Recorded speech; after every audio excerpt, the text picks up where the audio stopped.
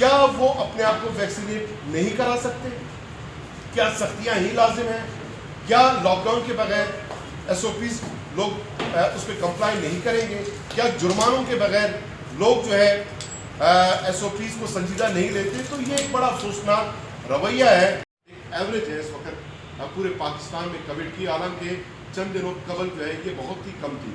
تو یہ جو سلسلہ ہے یہ آگے بڑھتا جا رہا ہے، اور اسی تناظر میں جو سندھ میں جو کیسز بڑھے ہیں خصوصاً کراچی میں، اب اس سے بھی ایک خطرناک صورتحال جو ہے وہ ڈیلٹا ویریئنٹ کی صورت میں، جس کو ہم فورتھ ویو کہتے ہیں، اس میں جو ہے وہ خطرہ ظاہر ہو رہا ہے. اس وقت اگین ملک میں کیسز کیا گیا ہے، اور یقیناً لاک ڈاؤن کا عوام کو بھی اس سے تکلیف ہے، مشکلات میں ان کا اضافہ ہو جاتا ہے، معیشت کو دھچکا لگتا ہے، معیشت کو نقصانات ہوتے ہیں. لیکن اس تمام کے باوجود اس کا جو حل ہے وہ ایس او پیز کمپلائنس اور ویکسینیشن ہے. اور ہمارے لوگ جو ہے نہ ایس او پیز کمپلائنس کی طرف راغب ہو رہے ہیں، اس کو